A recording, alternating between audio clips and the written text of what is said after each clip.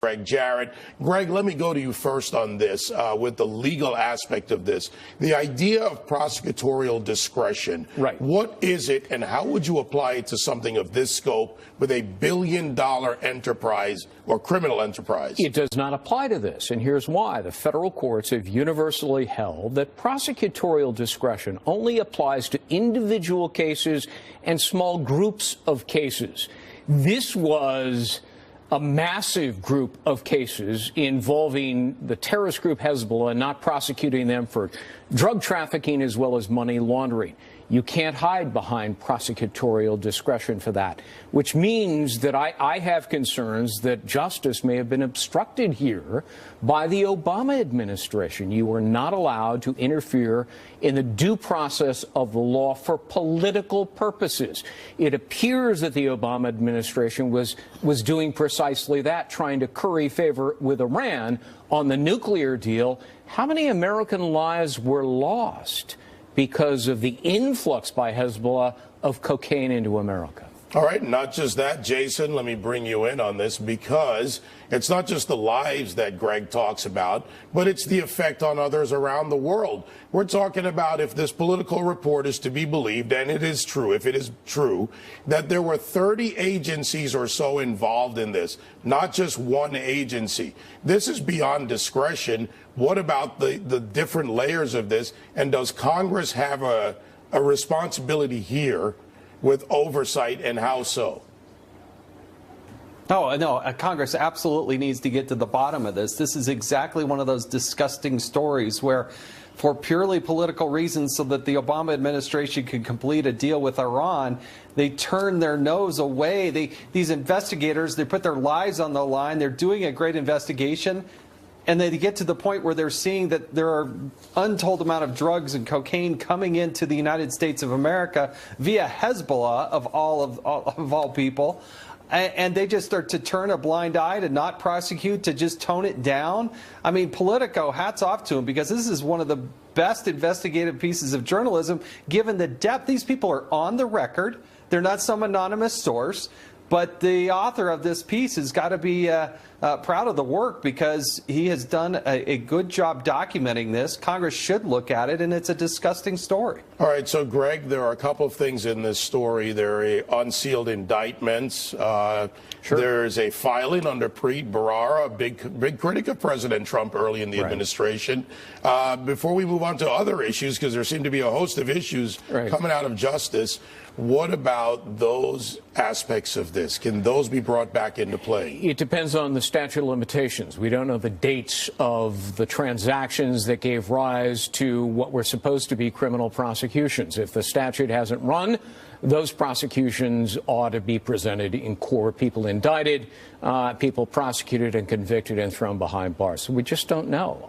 Hopefully, these can still be prosecuted. But the Obama administration may have prevented that by what appears to be inappropriate, if not illegal, action. All right, so let's go to Jason, because I like to ask questions, especially of our former congressmen, of what the Inspector General's office is doing in Washington, D.C. We now have another political report, and this one is about a senior counsel, James Baker, and what may have been a connection to the Trump dossier. Where's the Inspector General in this? How does this and how does congressional oversight get into play here?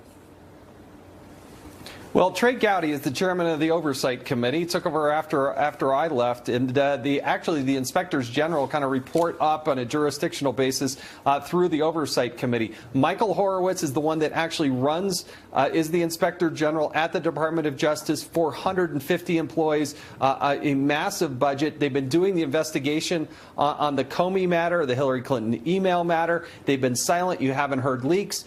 And now we've seen two publicly released news reports, one back in July saying that this James Baker, the senior-most counsel there at the Department of Justice, was being looked at for releasing classified information to a journalist. And then just today, as you said, it popped that he has been reassigned. Now, we don't know exactly why that happened or what happened there, but people like Trey Gowdy and John Radcliffe on the Judiciary Committee, Devin Nunes at the Intel Committee, I'm sure are going to be all over this. But I have a lot of faith in the Inspector General. I think they've rooted out a lot of things. All right, so let's bring you guys together on this aspect of it. We've got a couple of minutes to wrap this up.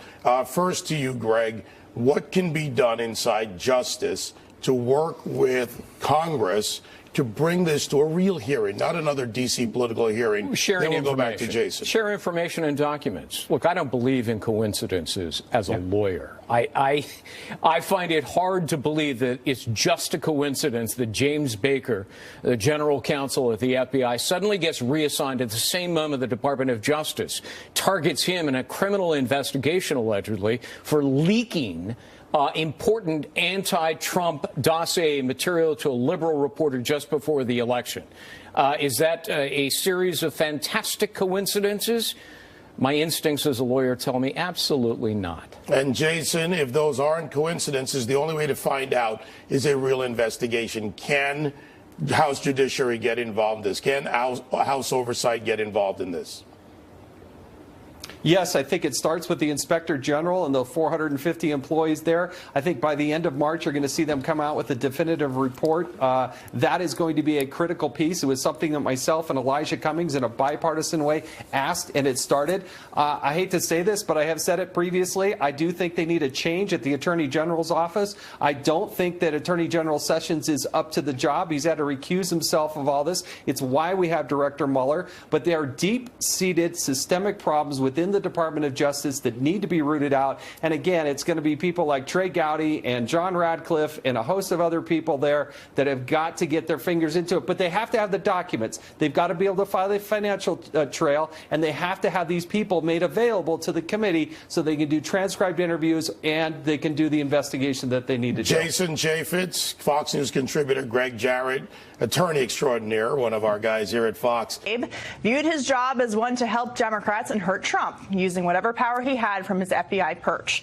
Former DOJ attorney J. Christian Adams joins me now. It's great to see you. Now, we're going to start with what the president said about this. He's been criticizing the FBI publicly. President Trump tweeted a series of things today. This is one that he tweeted earlier. How can FBI Deputy Director Andrew McCabe, the man in charge, along with leaking James Comey of the phony Hillary Clinton investigation, including her 33,000 illegally deleted emails, be given $700,000 for wife's campaign by Clinton puppets during investigation? Now, you were in it. You were in the Justice Department. You see how these creatures of government function. How does this happen? How is it that the FBI can treat people differently based on their political leanings? People need to understand, these people in the FBI and DOJ, they don't think they're doing anything wrong. They think this is normal operating procedure.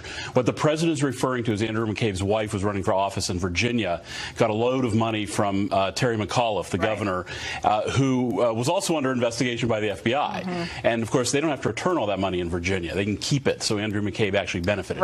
These people don't think they're doing anything wrong. They think their job, apparently Andrew McCabe thinks, is to protect Democrats. Well, so this week, Republicans, this week and last week, have been very critical of Andrew McCabe. You have Senator Chuck Grassley, who's the chairman of the Judiciary Committee, calling for him to be removed. We now hear that he's maybe going to retire here in a couple of months, making sure he gets enough time in to get his full pension. So Republican criticism seems warranted based on what we know so far. Right, but he's still there. And best of all, Katie, he's in the HR department at the FBI where he can replicate himself. You know, I mean, they move people to HR instead of moving them out the door. But that's part of the problem is you have McCabe, you have Rod Rosenstein, who doesn't stop any of the leaks inside the Mueller investigation. He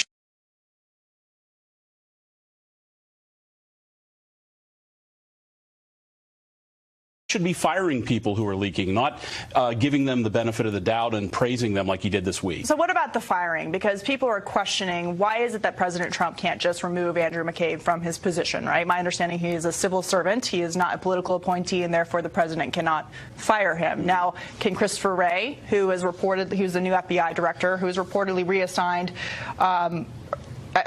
FBI top lawyer James Baker, or he has actually resigned as well.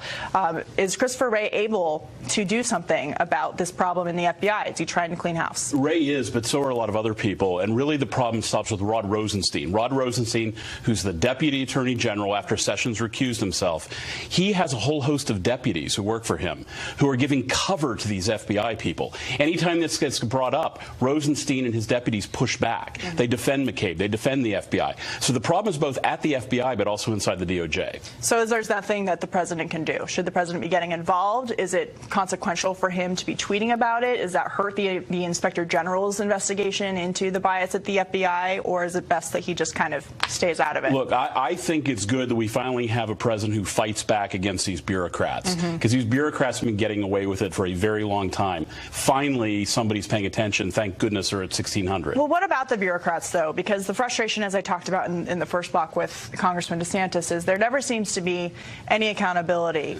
The IRS was turned into a political tool and weapon against conservatives. It seems like, and based on your experience and what you know, this is the same situation. Right. Look, they have normalized politics at the Justice Department. You wrote about this about Fast and Furious. You saw this starting to happen years ago, where Holder and Obama began to turn this engine of government power into something that helps their ideological agenda. That's what's happening here. That's what happened during the election. So how do we move forward with this? How is it that, you know, we live in Washington, D.C., or in Virginia, I call the freedom side of the river. It is anyway so far. It might change.